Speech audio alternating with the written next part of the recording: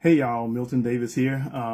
Wanted to talk to you today about my Changa Safari series. This month we're celebrating Sword and Soul. And, last week we actually celebrated the birthday of Charles R. Saunders, who is the person who actually created Sword and Soul. And, talked about his legacy and different things like that. And so today I want to talk about Changa Safari, and I want to talk about it from a couple of different perspectives because Changa Safari was probably the book that introduced me to the sword and sorcery genre as an author. I had let out Meji previously, but I think Changa Safari was the one that really kind of like introduced me to other people because of the fact that it was a series. And at the time when I first wrote it, I started writing it before I met Charles, but as I started to release the book out, he gave me a lot of support. He wrote the intro to the books, and because of the fact that Charles was supporting the book, I think that was a reason that a lot of people actually took the time to take a look at it, and that was where that came from. But Changa Safari to me is important in a number of different ways, not just for me as an author, but for the genre of Sword and Soul, and I'll talk about it as I go along. When I first started writing, I had two ideals that at the time were African-based sword and sorcery that I wasn't calling Sword and Soul at the time because it was before I had met Charles. And the first one was Meji, which was basically an epic fantasy, one in which I was trying to basically share my joy and information on of studying different African cultures and putting it in a form where I felt like would be exciting and would be engaging as well. The second one was Changa Safari. I think Changa Safari, out of everything that I wrote, Changa Safari was probably the one that was more inspired by basically sword and sorcery and reading the Conan books and stuff like that. Because I wanted Changa to be this, powerful hero. But I didn't want him to be one of those people that was just kind of like bouncing around the continent from adventure to adventure. I wanted Changa to have a role and a purpose. And I found that role and purpose when I was doing my research on Swahili culture, which was very fascinating to me because at the time I wasn't aware of the culture and its connections with Asia and the rest of the world. I knew that there was some connection there, but I didn't know the details until I started researching the culture and the history. And I just said, I got to write about this. So me being the history nerd that I am, I said, I want to incorporate the history of this region, this part of Africa, and the rest of the world during that time. And I wanted Changa to travel to all these different places, and I wanted him and his crew to experience these places the way that they were at the time that he was there. So I did a lot of research on every place that Changa was supposed to visit. I got as much details as I could at the time. Of course, you know how over the years people come up with more and more stuff. And then I found out, there was, more details, especially in the Swahili culture, which I wish I had known at the time. But still, I was able to incorporate all that into the series. And in 2010 was when I let out the first Changa Safari book. And this is the original book as it came out. This is how it looked. I had the artwork done by Winston Blakely. This was a man that I met online. Online being a powerful thing. And we talked about it. We came up with different illustrations and character illustrations and stuff. We actually had, he actually did some illustrations for the interior of the book for each of the stories. Trying to flip the one now. I just saw it and it went away. But this is the one for the second story, A Certain Spice. And the book ended up being a series of novellas. And each novella, Changa is in a different part of the world. The original story, the Jade Obelisk, started in East Africa. And that's in this book. The second story, A Certain Spice, actually took place in Indonesia. And the third book, The Emperor's Ransom, took place in China. In the second book, Changa is on his way back to the East African coast. And these adventures take place in what we know now as India, in Yemen, and in Ethiopia. And in the third book, Changa has a situation that happens which forces him to go back on safari again. And these stories take place in the kingdoms of Kanem Bornu, the Songhai Empire, and the Oyo city-states. And then last but not least is Son of Nfumu, which is actually the only Changa novel. And this is a story where Changa goes back to his homeland to confront the sorcerer who killed his father and took over his kingdom.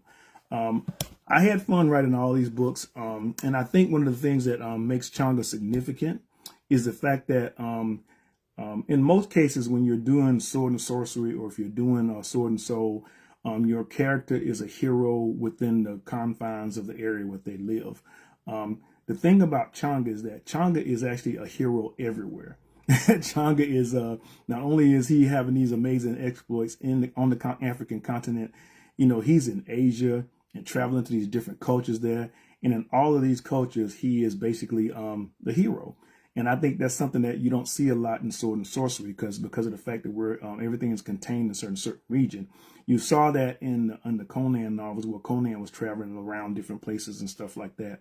Changa is similar in that respect, but he's doing all this for a different reason and for a purpose. Now, there's one book I didn't talk about, and I'll bring that up too. And this is this book here, Before the Safari. I actually wrote Before the Safari in between the third Changa collection and Son of Efumu. And one of the reasons that I wrote it was because during over a period of time, I was getting a lot of questions about Changa and his crew and his origins and stuff like that. So, and these short stories started coming to mind. So I said, you know what, I'm going to take a break and I'm going to go back and I'm going to write these stories about Changa and his crew members before the safari. There's a number of stories in there about Changa. There's a story about Panya. There's a story about the Tuareg. There's a story about Makele. And actually, this is the book where I introduced a character that's from the Changa world, Changa and Majoga. A story that I wrote about them is in this book as well. So it gives you some more detail and some more insight on the characters and stuff. And of course, I wound everything up with Son of Efumu. So why is Changa Safari important to Sword and Soul and Sword and Sorcery? Well, Changa Safari is like the second Sword and Soul series to come out. I mean, the first one, of course, was in Morrow. And Changa is it was the second one to come out. It came out in recent times. We were dropping these books around the same time that we were actually working with Charles and trying to get the Morrow series completed. So I think that's what makes it kind of significant. It's part of the foundation of what we call Sword and Soul. Another thing that is interesting about Changa Safari, and this is something that I had kind of looked at before I met Charles and knew what he had been going through and experiencing with Imaro. One of the reasons that I decided to self-publish was because I looked at the journey of an author in general and specifically. And one of the challenges of an author when you have an idea that is going to be a series is actually finishing that series. Because say you let the book out and it doesn't sell well, that publisher might, carry one or two books, but then that third and fourth book, you may not ever be able to write. You may have to try to find another publisher that might be interested in the book. And if you can't find that publisher, then you basically just out of luck. You sit around and you maybe have an agent searching for it, but it never really happens. It was really important to me to get these books out and to get the series completed. And when I did my research, the only thing that I felt like would make that happen would be for me to publish these books independently. I wasn't really concerned about the books being picked up by a publisher and becoming bestsellers and stuff like that. We all want that. But the research just told me that that's just something that was going to be difficult for me to do based on the mindset at that time. And it was more important to me to finish this series and to write it for the audience that I was looking at, was specifically Black readers. And I must say also more specifically, Black male readers, because I felt like one of the reasons that a lot of Black men didn't read was because there weren't a lot of books out there about them, and there weren't a lot of books that showed them in a heroic light. And I know as a reader myself, I didn't come across these books. It didn't stop me from reading, but it would have been. I always felt sometimes it would be but it would be nice if I could find something like this. I always tell people sometimes if I had known about Imaro before I wrote my books, I probably wouldn't have written my books, because Imaro was what I was looking for, but I didn't find it when it was at that time. So, so being independent allowed me to guarantee that these stories were going to be told, that they were going to be released in a systematic way, and it would be a complete story. And you think about it, I hate to keep doing these comparisons to Imaro, but it kind of reflects to what I'm talking about. Charles was writing short stories in the late 70s, early 80s. The Morrow series came out. Everybody knows what happened with the doll situation. And then here we are going from the late 1980s to the early 2000s before we have another opportunity for this book to be completed. And then that didn't happen. And it wasn't until like a few years after that where, Charles met Urias and he was able to complete the series. But in the case of Changa Safari, I released the first book in 2010. This book came out in 2010. The final book of the series, Son of Mfumu, I released in 2018. So over the span of 8 years, I was able to complete this series. And the only reason I was able to do it was because I was publishing it myself. The bottom line, that was the only reason I was able to do it. And I didn't have to wait for anybody to decide whether or not they felt like it was worth publishing. I didn't have to go through the whole process of trying to convince some publisher that this was some story that was worth telling. It was a vision that I had. It was something that I wanted to do. And fortunately, I was able to learn how to self-publish and in contact with the people. I mean, the artists and the cover designers and the format designers. I was able to bring all these people together and make this happen. And I thought that was very important, not just for me as a Black writer, but as a writer in general, because I know how tough that is to happen. And because I was able to do this independently, I was able even to go into another level with it as far as getting the stories translated into graphic novels. Those of you that may know or may not know, I teamed up with 133 Art. When I first decided I wanted to do something like this, it was because of the fact that I knew so many comic book artists, and I grew up, reading comic books, and I said it would be really cool to take Changa Safari and make it into a comic book format. And I knew the people that can do it. I met Jason Reeves years ago. I knew what he was doing with 133 Art. I originally thought about doing it myself, but I said, you know what? Why reinvent the wheel? You know somebody that does it and does it well. Just talk to them and see if they might be interested in it. And when I talked to Jason, I said, hey, man, I would love to make Changa Safari into a comic book series. And he said, yeah, let's do this, and put it in his hands. He got Robert Jeffrey as the artist. Got Robert Jeffrey as the writer. I apologize. Got Matteo Illuminati as the artist, and we made this thing happen.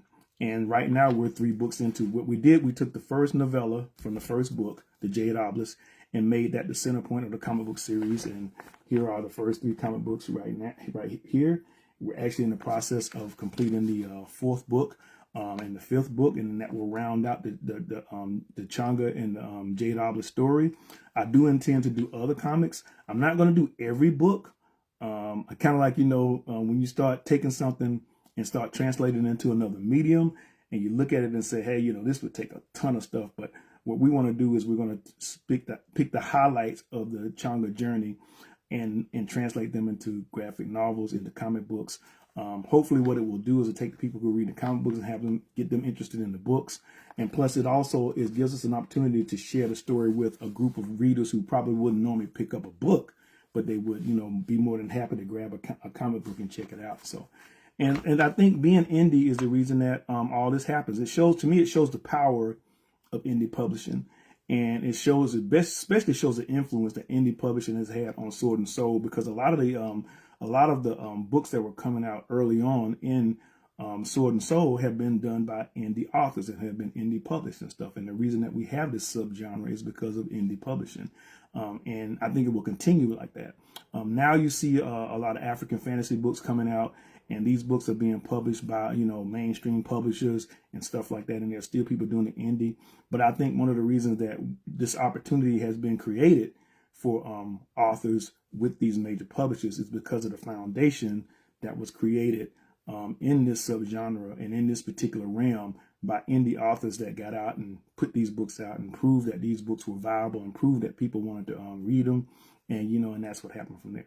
So I could go on longer, but I'm going to kind of round this thing up by saying that this week, the Changa Safari series will be on sale. It will contain the 4 original books. Won't contain before the Safari, but all 4 of these books will be on sale this week. So you can get the whole series, or you can get the special edition, which I don't have a copy of it with me right now, but the special edition is basically a hardcover 8.5 by 11 book that has all 4 books combined into one continuous reading. It also contains a lot of the art that I commissioned over the years about Changa, like the art you see on the cover of the books and the art you see right here by Marcus Williams. That's Changa Safari. If you haven't read the series, I mean, I think you should take the time and take a look at it. I think if you're into sword and sorcery, if you're into historical fiction, you'll love it. If you started the series and you haven't finished it, hey, what's up? I mean, I think you should finish the series. I think you'll enjoy it, especially the ending. It took me a long time to make sure the ending was right. And I think once you read it, you'll be totally satisfied with reading the series. And if you have read it and you've enjoyed it and you have other friends that are into sword and sorcery and fantasy and stuff like that, tell them about it. Let them know about it. You know, I think they'll enjoy it as well. If you have friends that are into comic books, you know, we've got the comic book series and stuff like that. So that'll be cool to check out. And yes, we are definitely working on a Changa animation. And we're also working on, at some point, a Changa Safari RPG. And again, this is another example of the power of doing indie publishing and indie creation. We don't have to wait for this kind of stuff. We don't have to go and shop it around to somebody, and we don't have to try to convince somebody that this is something that needs to be done. It's something that we're passionate about. It's something that we can make happen. We know we have the audience that would be accepting to it, and may not be a situation where we would make the numbers that would make a publisher happy, but that's not what it's all about. It's about us being able to tell the stories the way that we want to tell them and to present them to the audience the way that we want them to be seen. And I think that's one of the biggest, strongest motivations behind the development and growth of Sword and Soul, and especially as me as a publisher. So get a chance, check out our series. Again, I think you'll enjoy it, and look for some of the other things that we'll have coming down the pipes this month about Sword and Soul. Y'all take care. Peace.